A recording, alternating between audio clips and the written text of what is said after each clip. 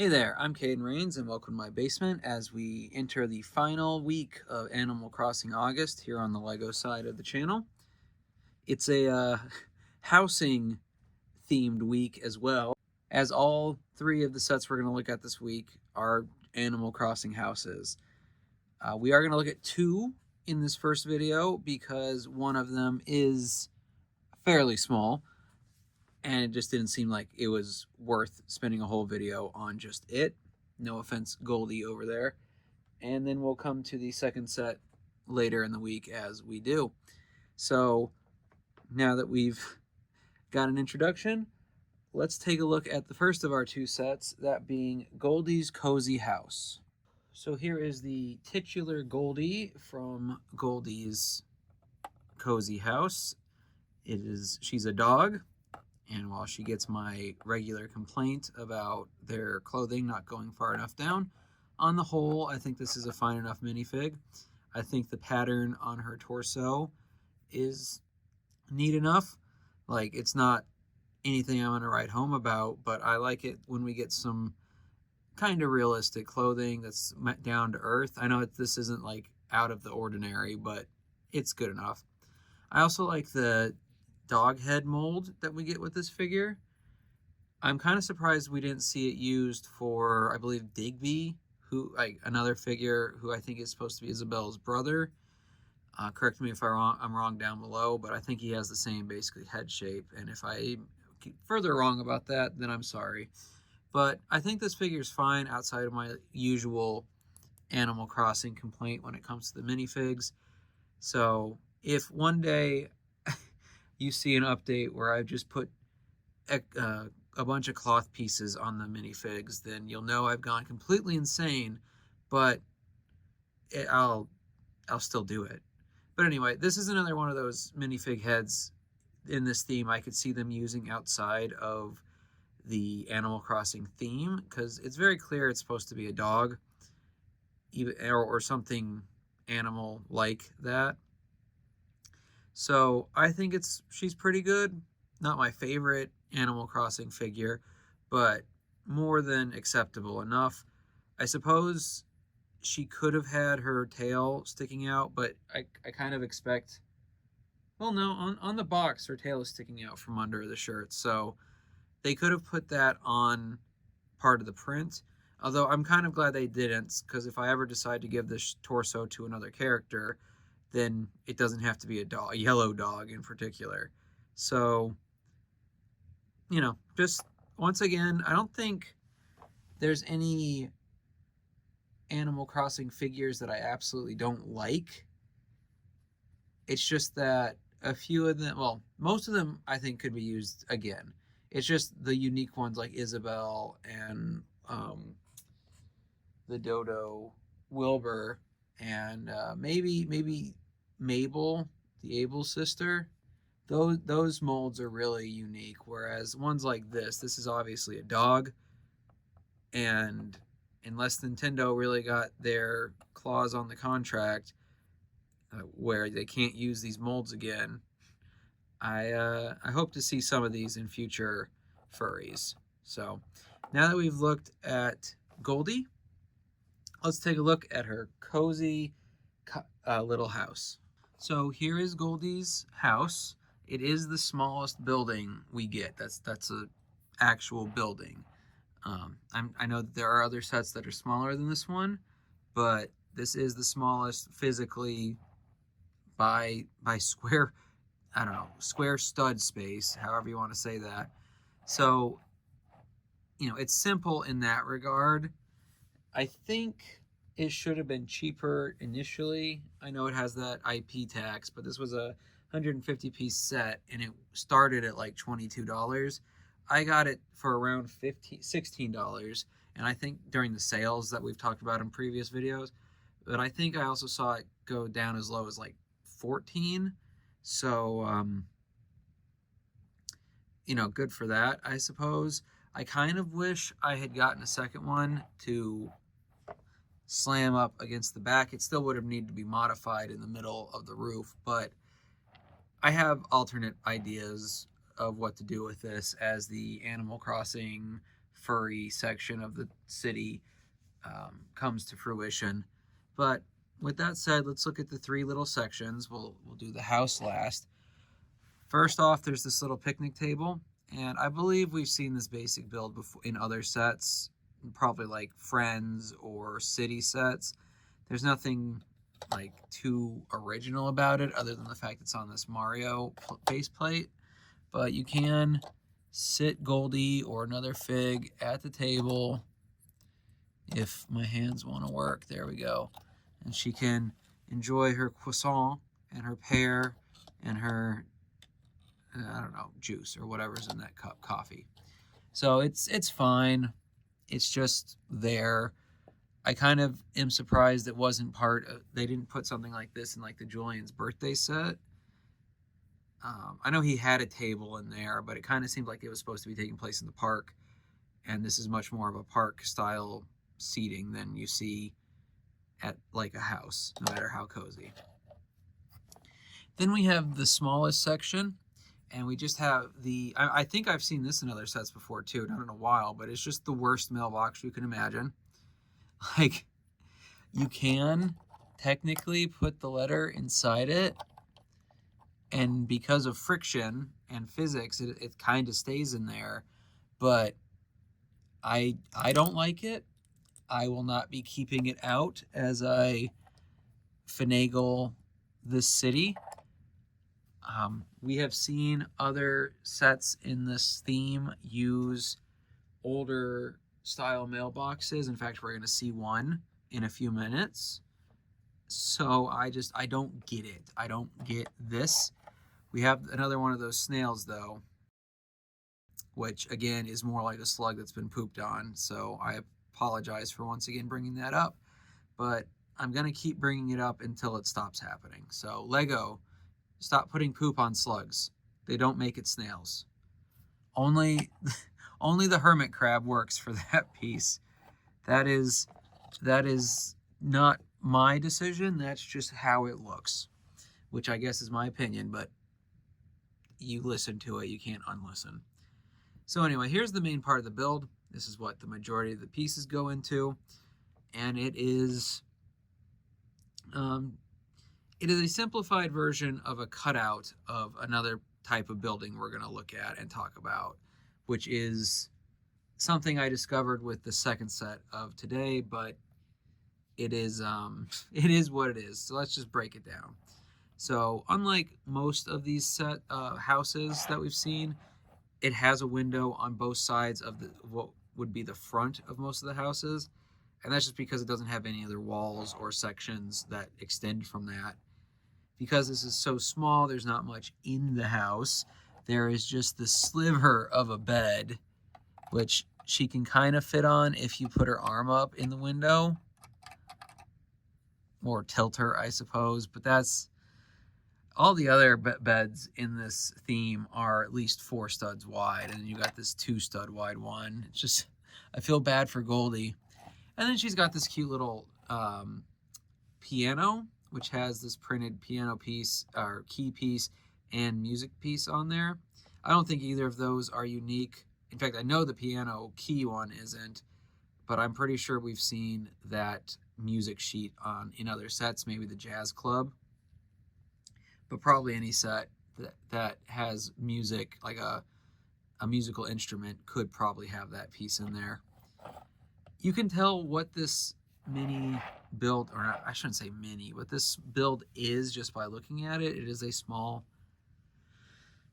section of a house, or a small house in general, I suppose.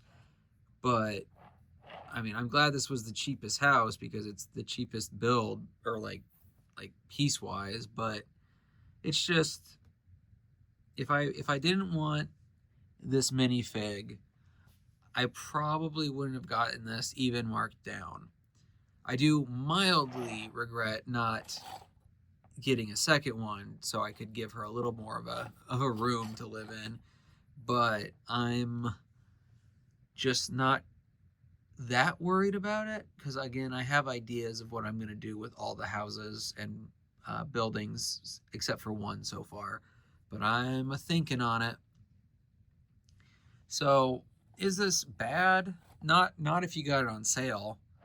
Not if you're okay with this size, like you just need something to stick in the corner of a display or a city or whatever. But it definitely wasn't worth $22. If you paid full price for this, and I think that was fine.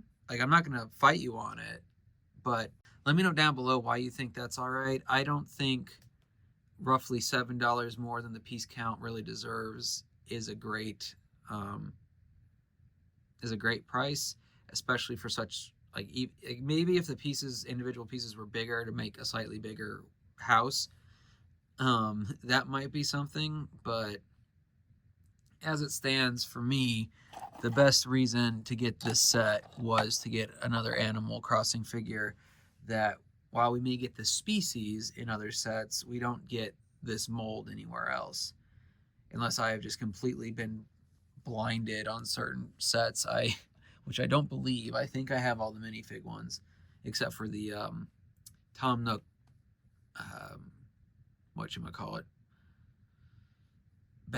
poly bag, which I do want to get one of so I can make the kids, but outside of that, I'm pretty sure I've finagled my way into having all of the minifig sets. So if there's another dog I'm missing besides the one that we're going to talk about today, let me know down below so I can figure out what went wrong in my brain. But now that we've looked at Goldie's Cozy House, let's transition to another house set, that being Isabelle's House Visit. So here are the two minifigs that come with Isabelle's house visit. We have Isabelle herself in her default appearance. This is the way she's usually portrayed. And this was the first set she actually came in. I just did the slider set first for whatever reason, because I thought it would go with the other sets that I was putting together at the time. And because of that, we got her more fall look, whereas this is more of just the rest of the year, I guess. I don't know if she has a winter look. She probably does. I bet a lot of them do, because it's just the models. Well, I'm getting off topic. Just showing that I don't know as much about these games as I probably should if I'm going to talk about it so much. But I think she looks fine in general. I'm glad they gave her the little skirt piece. However, seeing this now, because I haven't experimented with any of the leg covering other than the pieces and directions that have come with these Animal Crossing sets, I do now realize that this skirt piece really only works with the short legs. It does not work for me with the medium or tall legs, unless it's not meant to be a skirt. If it's meant to be just like an extension of the shirt, then that's one thing. But on Isabelle here, it's meant to be a skirt, as far as I understand. So I think a cloth piece that went down a little further, generally I expect those to go down past the curve of the minifig leg. I would prefer that they had done that. So I found something to complain about. They gave me the clothing piece I've been asking for, and I still wasn't happy. So there you go. Our other minifig is Fauna, which is an interesting name to give to this character.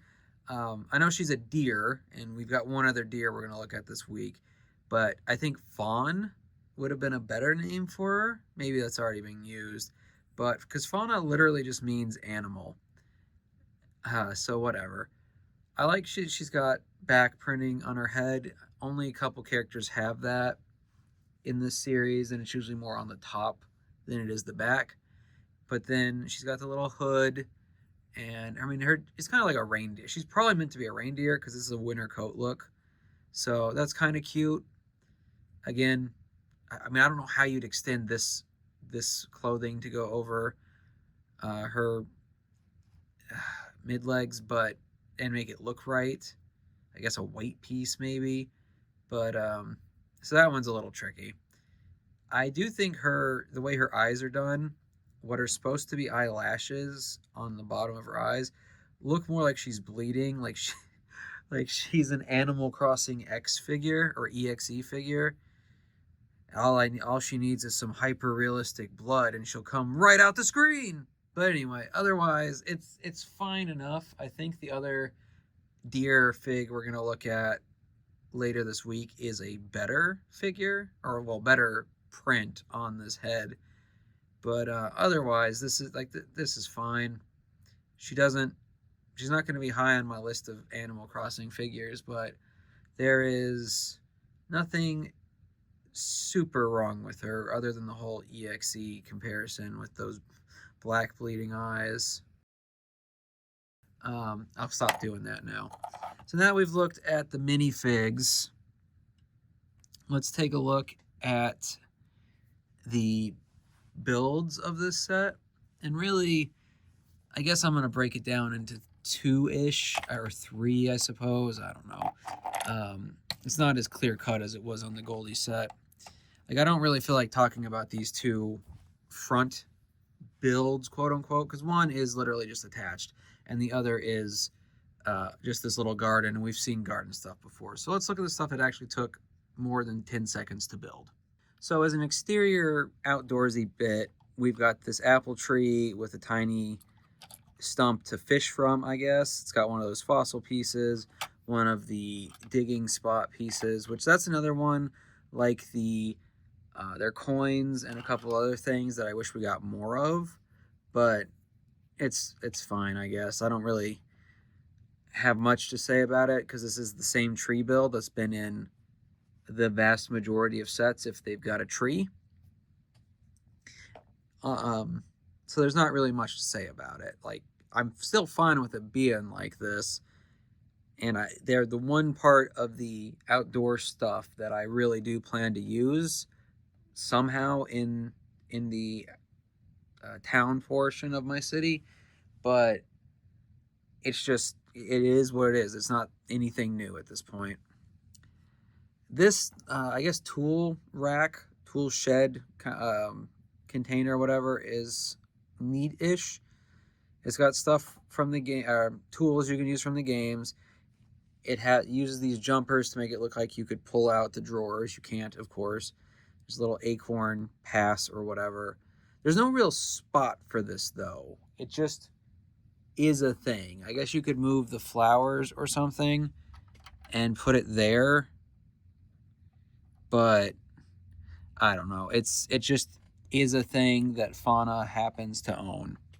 So I like it in general. I could see this being in like a garage or I guess backyard, I suppose, if you don't have an interior section to put it in. But I don't know. I don't know if this was the right set to put it into. It just doesn't really seem that way to me. But now let's look at the house proper. This is another fine little build of a house. I mean, it's obviously bigger than Goldie's, but you might notice something about this if you've seen my other videos, especially the one on the Able Sisters clothing shop and the Nook's Cranny and Rosie's house set. So I'm going to go through what's inside, and then I'm going to talk about what I just said. So inside, well, I guess here's the front. I mean, the details are fine. They use this roof pattern, the same basic roof pattern on a lot of the sets, but they usually break it up in color and even sometimes squares instead of rounded. But on the whole, it's nothing real new. It's fine. And it uses this, like, it's got another chimney in the same place as the others, but no actual fireplace. So inside we've got a little table with treats and tea and whatnot. One of two stools. I don't feel like there's enough room inside for both of them, so I've just been using the one. Then this bed is very similar to other beds we've looked at here. They all have this kind of quilt pattern going on them, and really you can fairly easily move all this stuff out and rearrange it, which they do implore you to do. I still think the Able Sisters clothing store shop does it best with jumpers to put the stuff on, but you know, whatever. She's got a clock here that is fine. There is a better old style. I mean, I guess this is really not supposed to be a grandfather clock. The reason it's got the clear piece here is because it's supposed to look like it's hanging on the wall without having to use a studs on side piece like they usually do for hanging stuff. Then she's got a book, which is blank on the inside, so maybe it's a diary she's going to write in. Then there's a sink, a plant, and a little stove. And this is the same kind of stove that they put, stove oven combo that they've put in several of these sets. So that's all fine and dandy. But I want to show you something. And it's why part of me thinks that maybe people got tired of this theme. So here is Fauna's house. Here is the Able Sisters clothing shop. And here is Rosie's house. Try and get all three of those in there. Okay. Now, I know they're detailed in different ways, but do you notice anything similar about these? What if I turn them around like this to get a shot of the interior?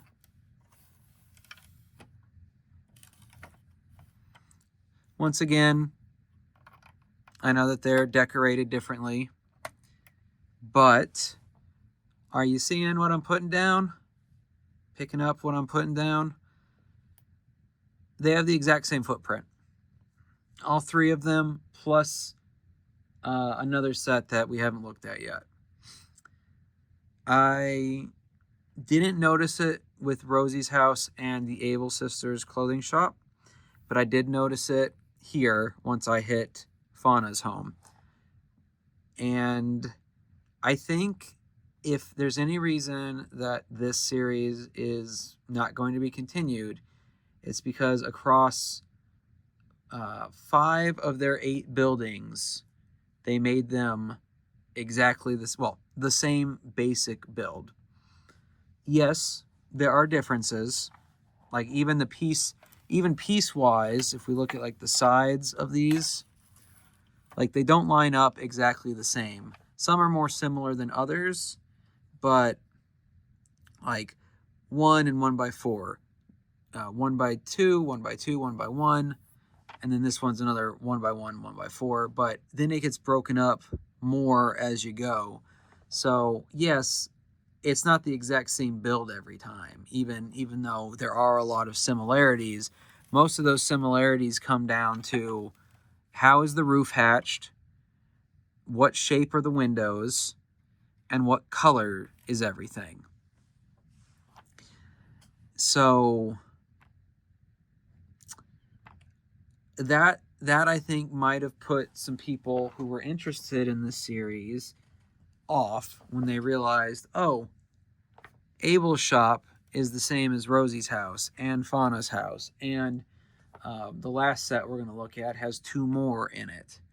There are some of the other buildings are unique. Nook's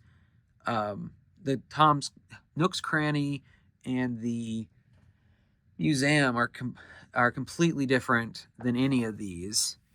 I'd have to go back and check. I'm pretty sure the town plaza, the town hall kind of building, I think that's unique too, but I haven't looked as closely as that because I don't have quite as much of an idea what I'm going to do with that one yet.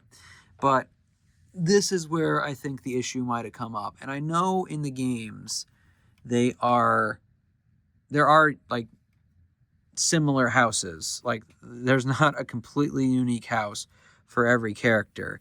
But to have 5 of the 8 buildings be identical in footprint, and then even this one, which I wasn't counting in that building count, but it is, if you look, while the roof is the most different because it's two sides of the angles, and it's a very minor A-frame, it is basically the front of the building just cut off. So that is a bummer. I wonder if that's a situation where Lego wanted them to be similar for, I guess, making them game accurate or if that was a Nintendo thing. I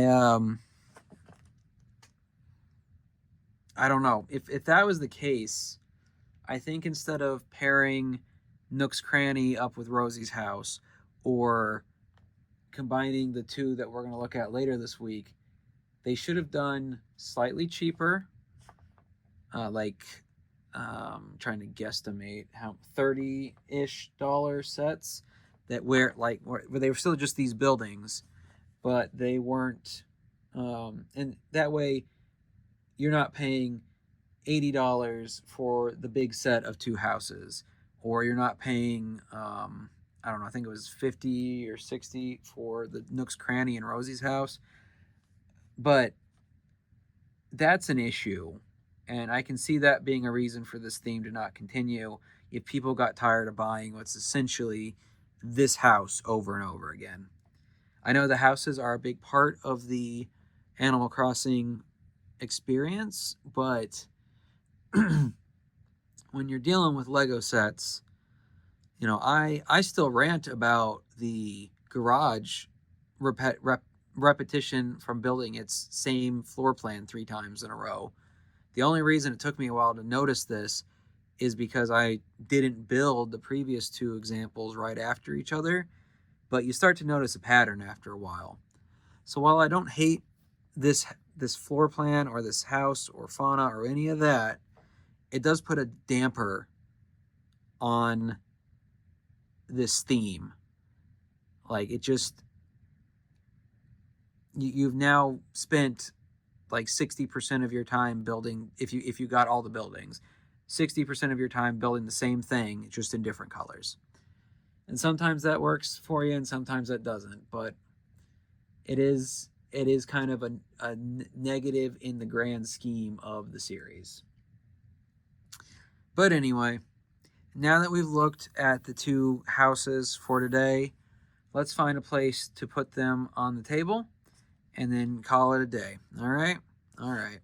So here we are back at the concert. We have our second Isabelle because it just didn't seem right to put the only repeated character away, especially when it's a unique look. But Goldie and Fauna are also there jamming out. One thing I forgot to mention before is this was part of the build of the tree. It just fell off before I started filming, and it's just a care package that floats down in the game. So you can really put it anywhere because it has this 1x2x5 clear piece, so you can have that floating overhead wherever. So that's neat. I believe that's basically what the poly bag I'm on the lookout for is. So if you wanted several of these falling, floating presents, grab that when it comes out. I plan to get 1 or 2 just for the extra Tom Nook heads, more or less, and kind of his shirt, because it is the exact same Tom Nook that we got in the Cranny, which is a little disappointing. How hard would it have been to give him a different shirt? But anyway, I've also removed most of the outdoor stuff, including the pieces from today, because while I do plan to use it once I get the stuff organized more, it definitely was getting a bit too much for me, especially since some of it's probably not going to go in this area, especially the sand and water pieces. But I'll get to that as I go. I have an idea for how I'm going to do the houses now that I know that they're the same house over and over again. But I want to build the last set and do some studio planning before I get into that. So this is nearing the end of our Animal Crossing adventure when it comes to the Lego theme. It has been interesting because they're kind of different from the sets we've normally been looking at. I normally look at buildings that are a little bigger, a little more complete as far as builds go. A lot of them have been modulars or something of the like. So now that we've got all these half buildings, I'm figuring out how I want to show them off. And like I said, I have an idea, but come back after I've figured a few more things out with the final build, and I might have a bit more info on where that's going to go. For the meantime, though, let me know down below how you feel about Isabelle's house visit and Goldie's cozy home.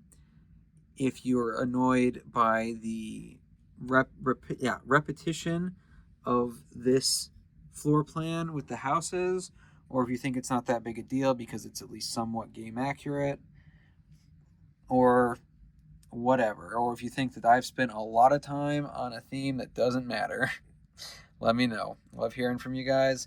But either way, I hope you had a good time in my basement today. I'll see you in the next one. Like and subscribe if you haven't already, and I'll see you later.